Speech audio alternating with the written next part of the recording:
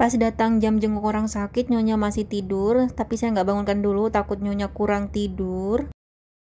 Keponakannya tanya ke aku, udah SMS anaknya belum? Udah, tapi nggak ada respon. Terus keponakannya bilang, sama, aku juga, aku udah kasih tahu ke anaknya bahwa ibunya sekarang masuk rumah sakit, pendarahan. Anaknya nggak ada respon, dicuekin katanya.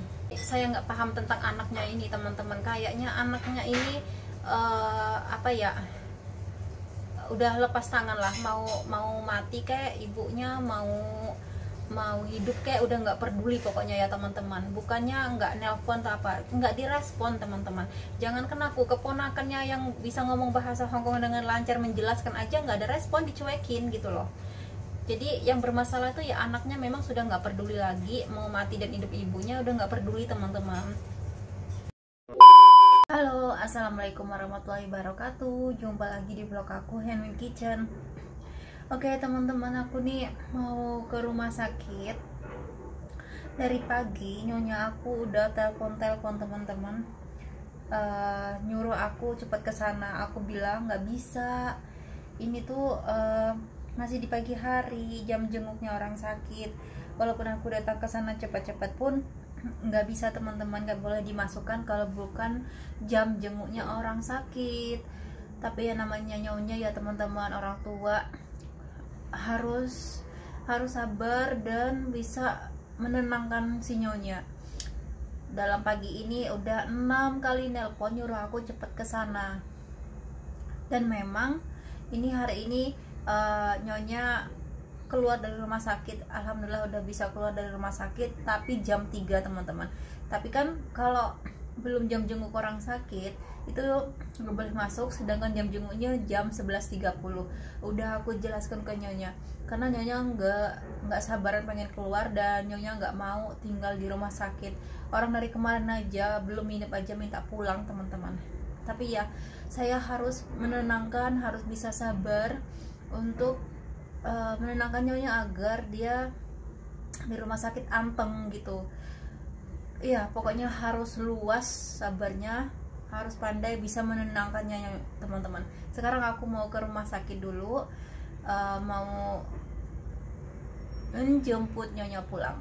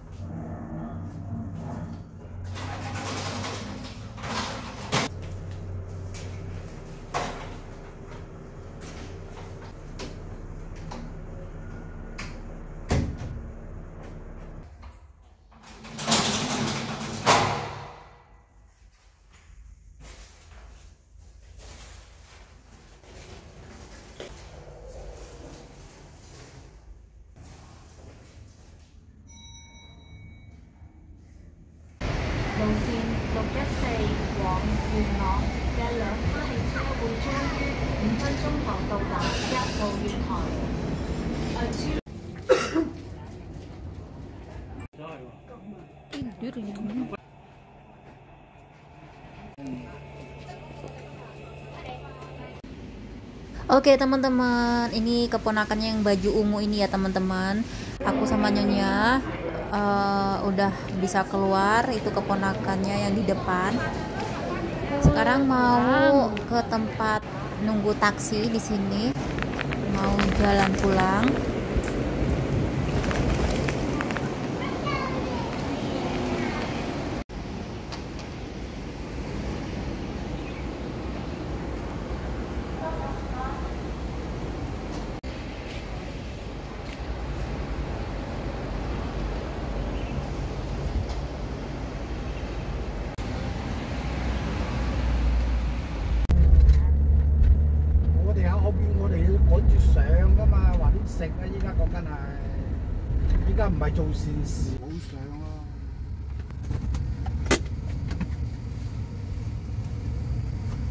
又唔想幫手。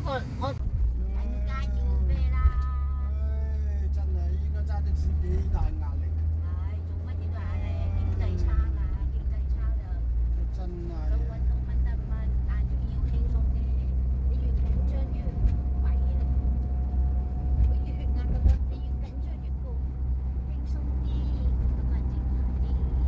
佢都唔肯走喎，嗰度先嚇人憎。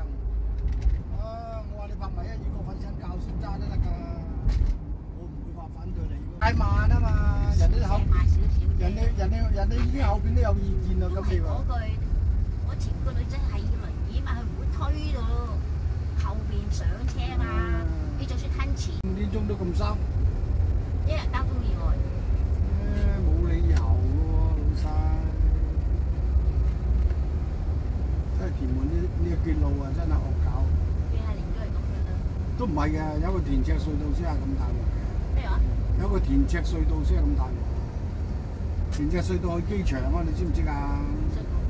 嗰度有條隧道去機場啊嘛，近好多噶嘛。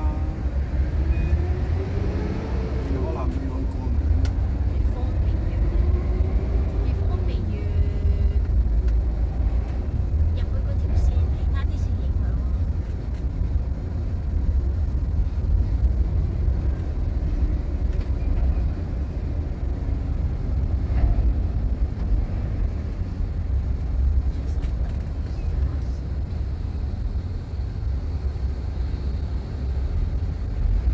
真係食個麥當勞都40-50蚊陰公，所以你手腳慢，你咪食屎啦！真係。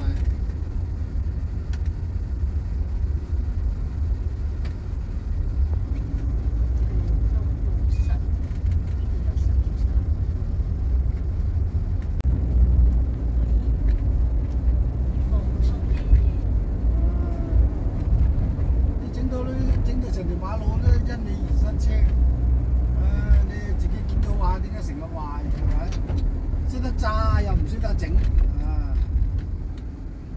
啱㗎啦，又嗌人去拖車使啲啱買地鋪咧，即係好似啲樓價喺度嘅天價咁樣。都唔係嘅，咁你要搞清楚點解會跌嘅先。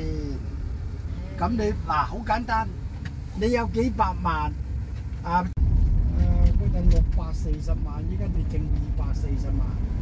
哇！頭搭尾唔見咗400萬，唔好話食魚翅啊！食金箔得你食啊！佢如果佢醒目啊，一跌到400萬就賣鬼咗佢，佢都仲有得揸奶。嗰陣時你而家。Oke, teman-teman, nyonya aku udah keluar dari rumah sakit, alhamdulillah. Jadi nggak usah lama-lama, ceritanya tadi pagi teman-teman. Sebelum aku bangun pagi ya, jam 6 kayaknya teman-teman. Itu masih gelap gulita, nyonyaku udah telepon aku grang-gring minta pulang. Pokoknya aku nggak mau di rumah sakit, aku pengen pulang. Santi, aku pengen pulang, merengek-rengek pengen pulang. Iya, aku bilang. Ya udah, ikutin dulu prosedur dari dokter. Ya semoga aja hari ini keluar. Sabar aja dulu di sana, aku bilang sama nyonya. Tapi aku aku nggak mau minap lagi di sini. Aku pengen cepat pulang katanya. Pokoknya harus sabar banget ya teman-teman. Sabar, harus luas sabarnya.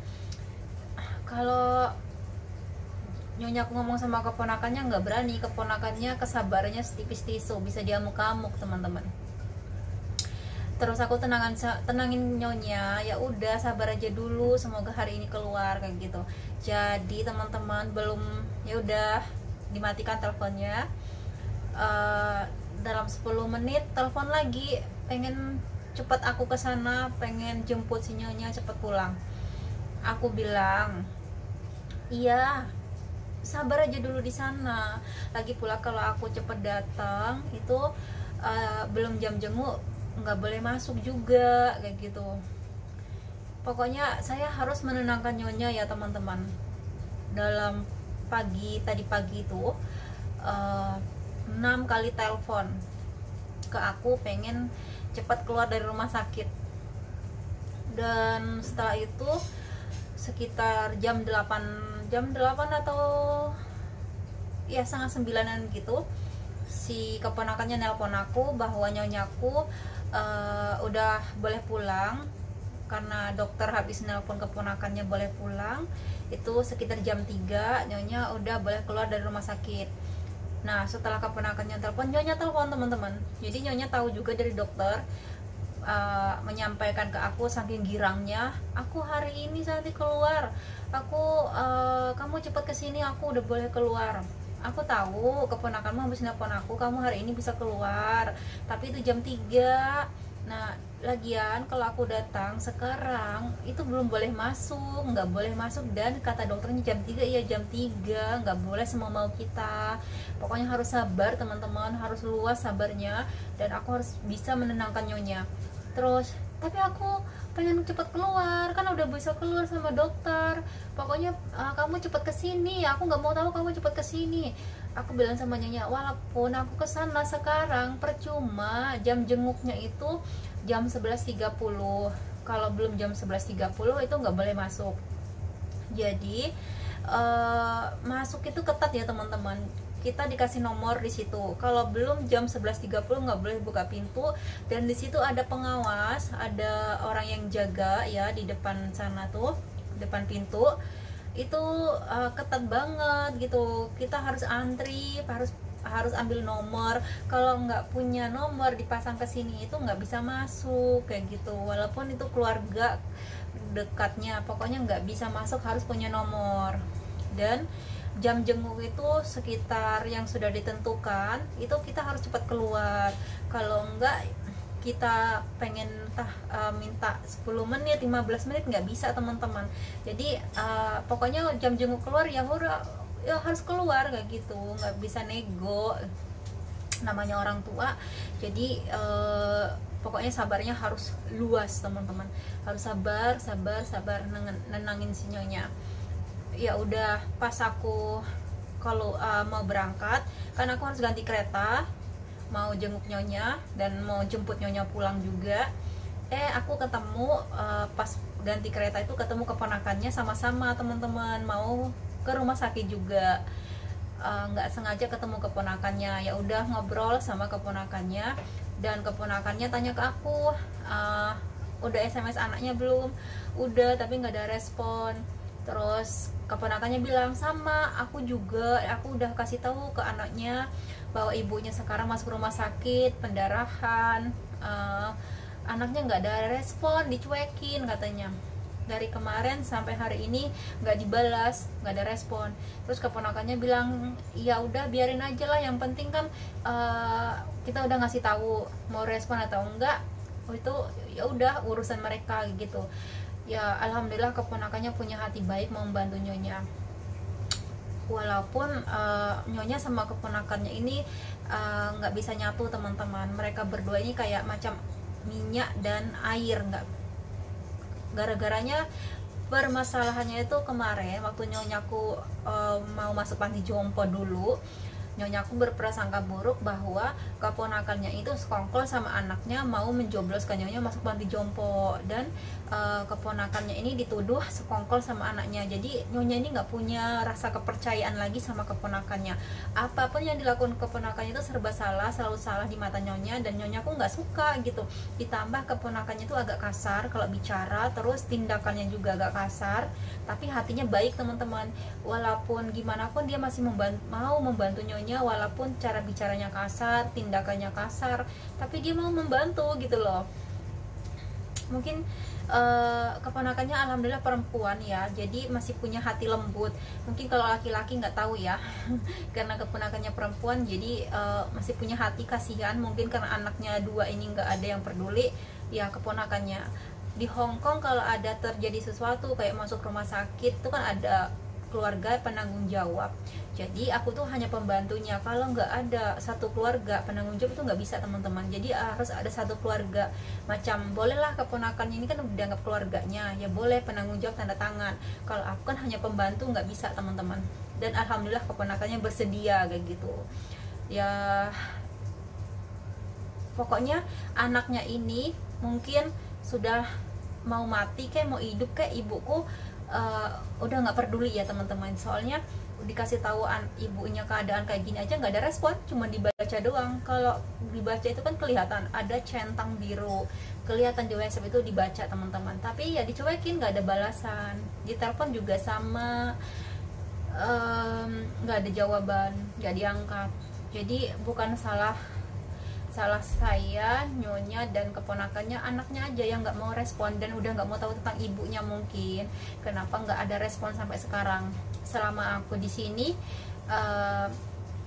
Anaknya ya nggak ada respon gitu kalau ada terjadi sesuatu ibunya. Ini ibunya udah masuk rumah sakit, bilang ada pendarahan aja, nggak ada respon loh. Jadi udah di kesimpulannya mau mati mau hidup ibunya itu udah nggak peduli berarti teman-teman. Nah ya udah ya, dan alhamdulillah tadi pas keluar dari rumah sakit nyonya aku nggak bayar, nyonya gratis. Dan orang tua di Hong Kong katanya sih gratis teman-teman, nggak bayar, itu ditanggung oleh pemerintah. Nyonya aku kira pakai asuransi kayak kalau bahasa Hongkongnya ilukin ya, asuransi kesehatan dari pemerintah, ternyata itu enggak. Jadi kalau masuk rumah sakit itu gratis. Dan kalau seandainya nyonya masuk klinik swasta itu pakai asuransi dari pemerintah. Dan masuk rumah sakit itu gratis. Pemerintah Hong Kong bagus banget ya. Pemerintah Hong Kong itu memang bagus banget. Kalau orang nganggur juga dibayar, dan orang yang tidak berada itu dijamin pemerintah, orang-orang tua itu juga dijamin pemerintah, anak kecil juga ada jaminan dari pemerintah teman-teman. Jadi pemerintah Hong Kong the best lah ya. Dan alhamdulillah nyonya aku gratis ya, nah nggak bayar. Itu di taksi ceritanya teman-teman, jadi kan antri panjang tuh di waktu kami mau berangkat naik taksi tadi. Di depan itu pas kebenaran sopir taksinya kan sudah tua, jadi agak lambat kerjanya. Sopir taksi yang di belakang itu pada klakson, nggak sabaran, pengen cepat, yang di depan itu cepat jalan. Tapi kan yang mau naik itu juga orang tua, harus naikin kursi roda ke taksi, lambat. Yang di belakang nggak sabaran. Apalagi yang aku naikin itu yang punya sering mencet klakson tadi. Ya udah ngedumel di dalam taksi tadi, ngebilangin sopir taksi lambat kerjanya. Dan juga apa namanya itu, dia kayak ngeluh di Hong Kong itu sekarang apa-apa naik, apa-apa mahal, harga pokok mahal. Jadi kesimpulannya itu bukan di Indonesia aja orang mengeluh apa-apa mahal, di Hong Kong juga sama teman-teman. Kayak sopir taksi itu mengeluhkan apa-apa mahal katanya kayak gitu. Jadi teman-teman, alhamdulillah nyonya aku tidak apa-apa, cuman masalahnya nggak serius karena patnya itu terlalu keras. Kulitnya nyonya itu kan namanya orang tua ya, kulitnya tipis, jadi kena goresan, jadi kayak tergores gitu ya teman-teman. Jadi apa namanya itu, jadi keluar darahnya dari situ, ada goresan di situ katanya. Jadi makanya udah boleh pulang ya, alhamdulillah. Saya seneng banget karena kalau sampai lama saya nggak bisa bayangkan nyonya merengek-merengek terus. Orang kemarin aja belum minep aja pengen cepat pulang, nggak mau minep di situ, dan aku hanya seorang diri menanganinya, nggak ada orang yang menenangkan nyonya. Kalau keponakannya itu kesabarannya tuh setipis tisu, kalau ngomong dengar nyonya atau apa itu langsung apa ya, emosi gitu. Mereka berdua itu macam air dan minyak, nggak bisa nyatu. Nyonyaku lebih nurut ke aku karena kalau sama keponakannya itu selalu berantem teman-teman, nggak cocok. Tapi aku bersyukur keponakannya walaupun kayak gitu dia masih punya hati baik, dia masih mau membantu nyonya teman-teman. Alhamdulillahnya. Karena aku tuh hanya pembantu, kalau ada apa-apa di sini tuh penanggung jawabnya harus ada satu keluarga teman-teman. Yang keponakannya alhamdulillah mau bersedia jadi penanggung jawabnya kayak gitu. Saya nggak paham tentang anaknya ini teman-teman, kayaknya anaknya ini apa ya, udah lepas tangan lah, mau mati kayak ibunya, mau hidup kayak udah nggak peduli pokoknya ya teman-teman. Bukannya nggak nelpon atau apa, nggak direspon teman-teman. Jangan kena aku, keponakannya yang bisa ngomong bahasa Hongkong dengan lancar menjelaskan aja nggak ada respon, dicuekin gitu loh. Jadi yang bermasalah itu ya anaknya memang sudah nggak peduli lagi, mau mati dan hidup ibunya udah nggak peduli teman-teman.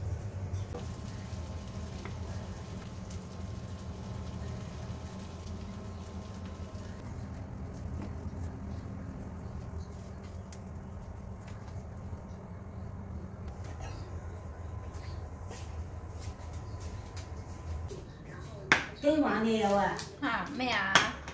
Đồ cặp sỏi à? Thôi à? Con mạng ngủ à? Sige.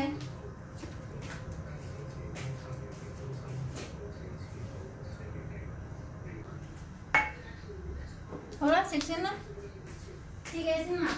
嗰間叫咩啊？羅人腰啊，嗰間叫乜嘢啊？羅人腰啊，叫咩啊？邊度啊？咁近我都唔記得咗嗰間，我哋嗰度出嚟嗰間啊。羅人潘潘醫院。屯門醫院啊，去嚟哋出。我靜下先，而家食嘢先驚凍噶啦，食嘢先啦。嗯。